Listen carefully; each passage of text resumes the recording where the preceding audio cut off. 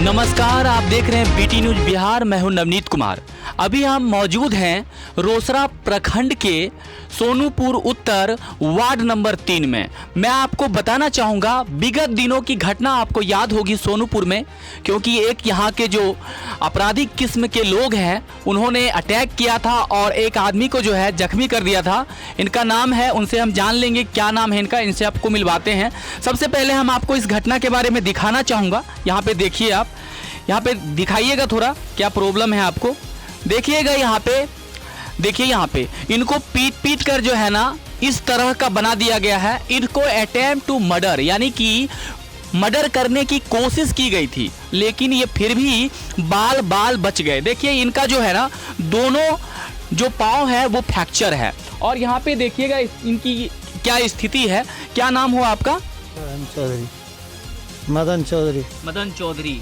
मतलब क्या घटना हुआ था आपके साथ? हम बाजार जा रहे थे तो अपने घर का पास बैठा घात लगा करके हम पर सब ने हमला करा। गौरी यादव, उनका बेटा, भगना सब।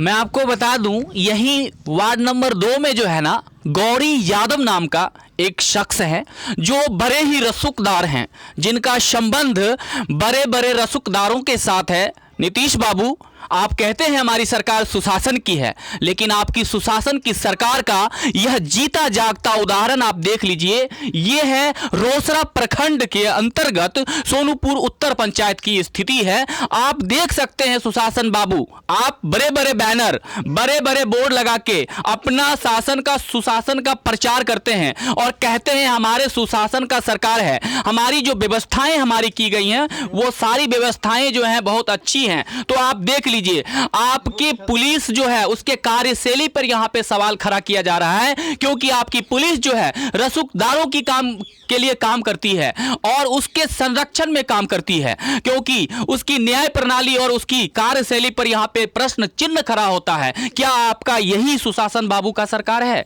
क्या आपकी सुशासन बाबू सरकार में क्या गरीबों को न्याय नहीं मिलेगा? क्या न्याय और हक के लिए गरीब नहीं लड़ सकते हैं? क्या रसूखदार और धनवानों के लिए काम करती है आपकी पुलिस? आपको इसका सही जवाब देना पड़ेगा।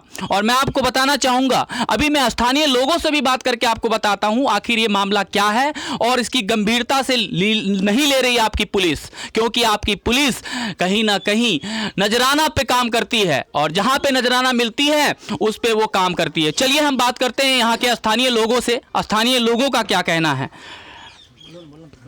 क्या नाम हो आपका? लाल बहादुर यादव। लाल बहादुर यादव, क्या हुआ था यहाँ पे? सर यहाँ पर जब हम लोग घर पे थे तो पता चला कि जो हम लोग अपने पैक्स अध्यक्ष के पास जो एक मीटिंग चल रही थी उसी के पास बैठे हुए थे और मुझे जाना था कुशेश्वर स्थान के लिए।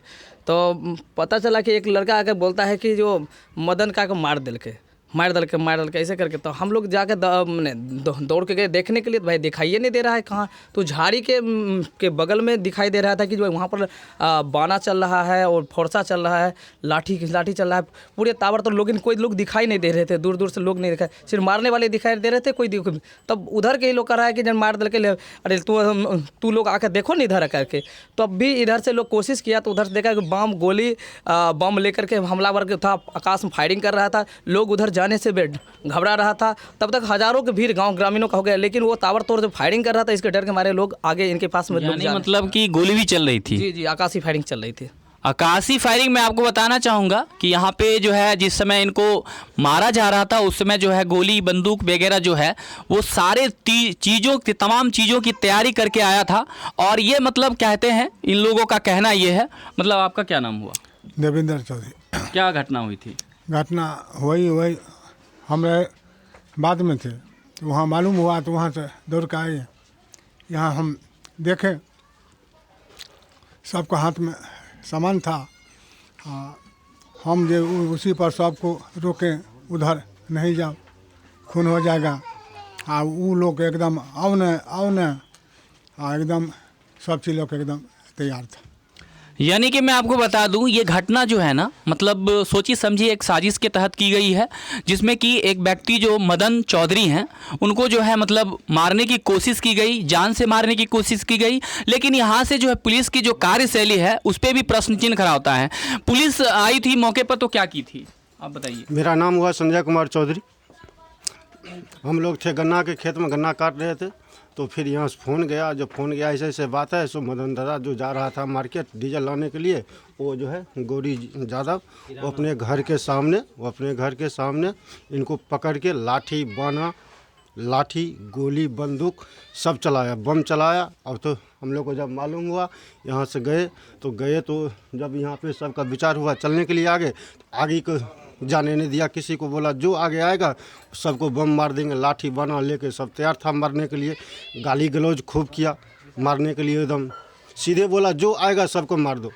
मतलब जिसने ये घटना की है वो गिरफ्तार हुआ क्या? नहीं हुआ, बिल्कुल नहीं हुआ सर। जब 1 मिनट जब पुलिस को जब फ़ोन किया गया, पुलिस को फ़ोन किया 3:30 बजे की घटना है। जब 4-4:30 बजे फ़ोन किया पुलिस को, तो पुलिस 4 घंटा के बाद आया, और 4 घंटा के बाद आया और पुलिस वहाँ पे कुछ भी नहीं किया।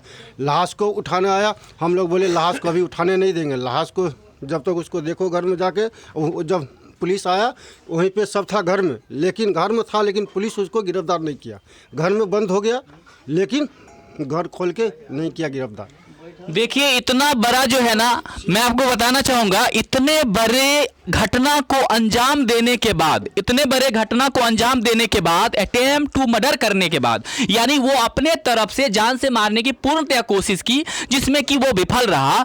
और पुलिस की कार्यशैली है कि अभी भी वो व्यक्ति, गौरी शंकर यादव नाम का व्यक्ति जो इस तरह की घटना को अंजाम दिया है, उसके यहाँ पुलिस डेली चाय नाश्ते पे आती है। और मैं आपको बताना, इतना रसूख है उसका, इतना रसूख है कि वो उससे सभी लोग डरते हैं। आखिर पुलिस को अपने कार्यशैली पे इतना मतलब दिक्कत क्यों हो रही है? पुलिस इतना काम क्यों नहीं कर पा रही है? देखिए यहाँ पे स्थिति क्या है। अभी तक वो स्वतंत्र, कहते हैं ना कि स्वतंत्र और सीने को तान के अभी भी अपने क्षेत्र में चल रहा है। और मैं आपको बता दूं, अगर आप गरीब हैं, आज इनकी स्थिति ये है, आप अगर गरीब हैं, आपके पास पैसे नहीं हैं, तो क्या आपको न्याय नहीं मिलेगा? ये जवाब देंगे सुशासन बाबू, जो कहते हैं 16 साल हमारा बेमिसाल है। ये जवाब तो उन्हीं के पास होगा। क्या आपके पुलिस के पास इतना वक्त नहीं है कि वो गिरफ्तार कर सके? जो अपराधी किस्म के लोग हैं उसको संरक्षण देती है। चलिए, और भी यहाँ पे महिलाएं वगैरह है, उनसे बात करते हैं। ये आपके कौन लगेंगे? ये मेरे पति जी हैं। क्या हुआ था घटना इनके साथ? घटना ये हुआ, जो ये नहा धोकर बाजार चले 26,000 रुपया लेकर सामान लाने के लिए, छोटा मोटा दुकान है। तो वहाँ उसके घर के आगे गए तो सब इनको पकड़कर, गमछा पकड़कर घेर लिया और सबको बोला, वो अपना बेटा को नाम लेकर बोला, जो लाल बाबू कहाँ है, श्याम बाबू, राम बाबू, सुशील, गणेश, और भैगना का नाम लेकर बोला, महेश, विजय, सबा, फलना चौधरी को पकड़कर आज चूर दो, इसको कंडे ख़त्म कर देते हैं। मेरा बेटा मेझला पप्पू चौधरी देखा तो आया बोलने के लिए, मम्मी पापा को तू वहाँ मार दिया। तो हम वहाँ पर गए, बोले काहे इसको मारे आप लोग? तो बोला हमको धक्का मार दिया है। हम बोले ठीक है, क्या चीज़ से धक्का मार दिया आपको? तो वो बोला साइकिल से। तो हम बोले जो दिखाओ कहाँ आपको खरोंच लगा है। इनको हम देखे पूरा एकदम बेहोश में, तो बोला इसको भी मारो। तो वो लोग हमको पकड़कर बेनंगा करके मार दिया। तब वहाँ हम उठ नहीं सके, इनको कोरा में लेकर हम वहाँ पर रो रहे थे। प्रशासन, देखिए प्रशासन बाबू, सुशासन बाबू, एक महिला के साथ भी जोर जबरदस्ती की गई थी और उनके पति का हश्र जो है, आपने हमारे माध्यम से, चैनल के माध्यम से मैं तमाम लोगों से कहना चाहूँगा, अगर आप हमारे चैनल को अगर फेसबुक पेज के माध्यम से देख रहे हैं तो ज़्यादा से ज़्यादा शेयर करें। अगर आप हमारे न्यूज़ को अगर आप YouTube के माध्यम से देख रहे हैं तो उसे ज़्यादा से ज़्यादा शेयर करने का कोशिश करें, जिससे कि ये जो गरीब लोग हैं, गरीब तबके के लोग होते हैं, उनको सही समय पे न्याय मिले। और जो बड़े बड़े आला अधिकारी हैं, जो बड़े बड़े ओहदे पर बैठे हुए हैं, उनकी जो कान खोलने का काम होता है वो मीडिया करती है। मैं आपको बताना चाहूँगा, अगर ये इनको अगर न्याय नहीं मिलता है तो ये प्रश्न चिन्ह तो खड़ा होता ही है। चलिए, और भी बातें हैं, और भी बातें मैं आपको बता देता हूँ। इनका घर देखिए किस तरह का घर है इनका। यहाँ पे देखिए किस तरह का घर है इनका। देखिए यहाँ पे बहुत ही गरीब किस्म के हैं और यहाँ पे इनको सताया जा रहा है। और भी मैं आपको दिखा देता हूँ, देखिए इस तरह से हैं। ये रसूखदार नहीं हैं, ये गरीब हैं, गरीब तबके के लोग हैं, किसी तरह गुजर बसर करके अपना जीवन व्यतीत करते हैं। और जो व्यक्ति इस घटना को अंजाम दिया है वो व्यक्ति कहता है हम बड़े रसूखदार हैं, हमारी जान पहचान बहुत सारे लोगों से है, अगर हम तुमको मारे भी हैं तो हमारा पुलिस क्या कर लेगी, सरकार क्या करेगी। सुशासन बाबू, आप पे ये प्रश्न चिन्ह खड़ा होता है। अगर आपकी व्यवस्था इस तरह की है तो आमजन कहां जाएगा? ये क्वेश्चन का जवाब, ये प्रश्न चिन्ह का जवाब जो है वो आपको देना पड़ेगा। चलिए हम आप बात करते हैं पुलिस की कार्यशैली जो है उस पर ये बात करते हैं। आपने कहां कहां एप्लीकेशन एंड आवेदन दिया, अपना परिचय दीजिएगा। मेरा नाम संजय ठाकुर हुआ जी। और ये हमारे जीजा जी हैं जी। मैं यहाँ से राष्ट्रपति तक को ज्ञापन दिया हूँ और एसपी को 2 बार जनता दरबार में जाकर मैं खुद बोला हूँ, लेकिन कहीं से कोई अथी नहीं हुआ। और उसका देखिए यहाँ पे रो के कह रहे हैं, सबके आंखों में आंसू है, देख सकते हैं आप, सबके आंखों। न्याय कब दीजिएगा आप, कब मिलेगी न्याय और कब गिरफ्तारी होगी बताइए। इतना दिन बीतने के बाद, ये घटना आज की नहीं है, 6 दिसंबर की घटना है। 6 दिसंबर के बाद न्याय की गुहार लगा रहे हैं, हर एक जगह जा रहे हैं, हर एक जगह जाके न्याय मांग रहे हैं, हर एक जगह एप्लीकेशन। मैं आपको बता दूं आवेदन कहाँ कहाँ दिए हैं उसके बारे में आपको जानकारी देता हूँ। कहाँ कहाँ दिए हैं आप आवेदन? मैं रोसा थाना से लेकर के राष्ट्रपति तक को ज्ञापन दिया हूँ। रोसड़ा थाना से लेके राष्ट्रपति तक को भी दिए हैं। देखिए ये अपने तरफ से जो है, देखिए प्रतिलिपि दिखा रहे हैं, देखिए यहाँ पे, यहाँ प्रतिलिपि देखिए, इनके हाथों में प्रतिलिपि है, ये दिखा रहे हैं, देखिए यहाँ पे प्रतिलिपि। और फिर आवेदन देने के बाद क्या क्या प्रोसेस हुआ आपका? सबसे पहले तो आपने थाना में आवेदन दिया। आवेदन दिया थाना में, थाना कोई कार्रवाई नहीं किए। फिर मैंने एसपी से जाकर के मिला, वहाँ पर बोले कि ठीक है हम गिरफ्तारी वारंट निकालते हैं, लेकिन कोई गिरफ्तारी नहीं हुआ। थाना अध्यक्ष को जब बार बार फ़ोन करते तो कहते कि हमको उतना फुर्सत है, हम चुनाव में व्यस्त थे, सांस लेने का फुर्सत नहीं मिलता है, हम आपके हिसाब से गिरफ्तारी करेंगे। आपको कुछ देखिए, पता रहता है? देखिए पुलिस का जो क्वेश्चन का जवाब है वो कैसे देती है, इस तरह से देती है कि हमारे पास इतना ही काम है कि किसी व्यक्ति को मरणशील स्थिति में अटेम्प्ट टू मर्डर कर दिया गया और उस व्यक्ति में कहते मर्डर की कोशिश की गई, और उसमें पुलिस का जो कार्यशैली है वो जो है मतलब इस तरह का प्रश्न चिन्ह खड़ा करती है। मेरे पास प्रूफ है कि रोसड़ा पुलिस जो है पूर्णतः अपराधी के पास मिला हुआ है। ये देखिए मैं एक बाइक दिखा रहा हूँ जो कि अपराधी के घर पर लगा हुआ है। क्या हमें ये समस्तीपुर जिला प्रशासन ये बताएगी? थोड़ा नजदीक से दिखाइएगा। देखिए ये देखिए अपराधी के घर पे पुलिस का बाइक लगा हुआ है। कल हम थानाध्यक्ष से मिलने गए, ठीक आधे घंटे बाद एक बाइक उसके घर पे आकर लगती है, जिससे कि साफ जाहिर होता है कि रोसड़ा थाना पुलिस और अपराधी का गठजोड़ है।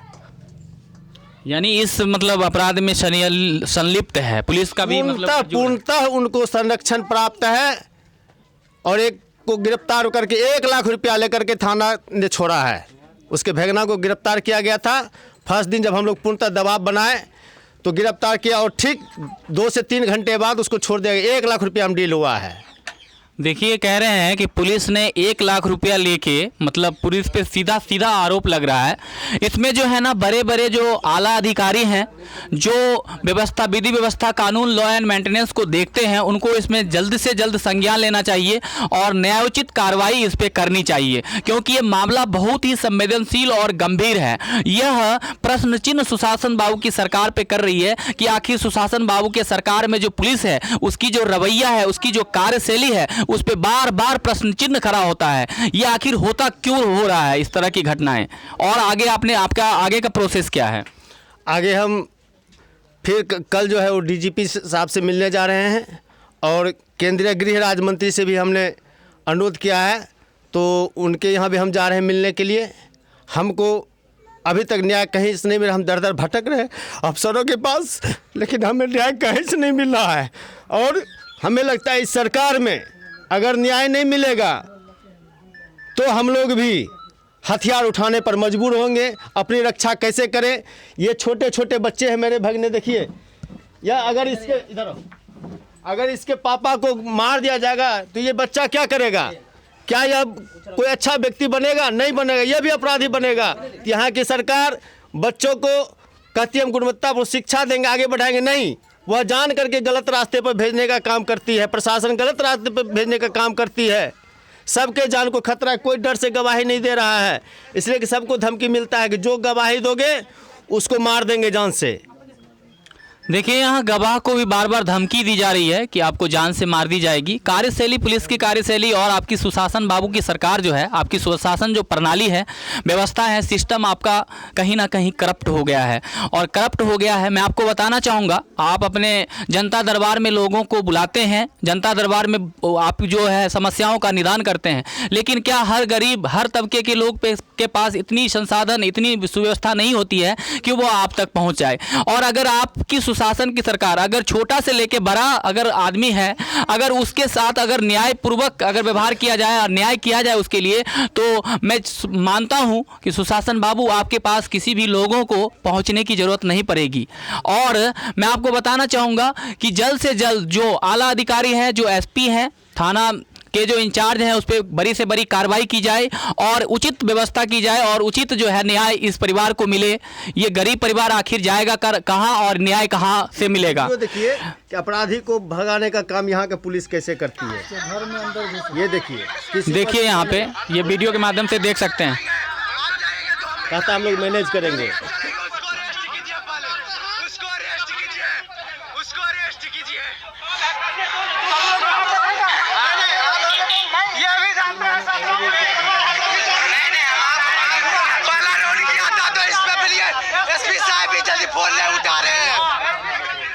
ये जो वीडियो है आप देख रहे हैं, इसमें पुलिस जो है, जो अपराधी किस्म के लोग थे जो इस तरह की घटना को अंजाम दिए थे, उसे जो है ना भगाने का काम करी और बाद में जाके वो व्यक्ति जो है पुलिस को मैनेज कर लेती है और पैसे के बल पर पुलिस उसका संरक्षण करती है। बार बार न्याय की गुहार, ये आंसू, ये मतलब बार बार देख रहे थे आप परिवार के आंखों से आंसू, और ये मरणशील स्थिति देख सकते हैं आप, ये बाल बाल बच गए हैं।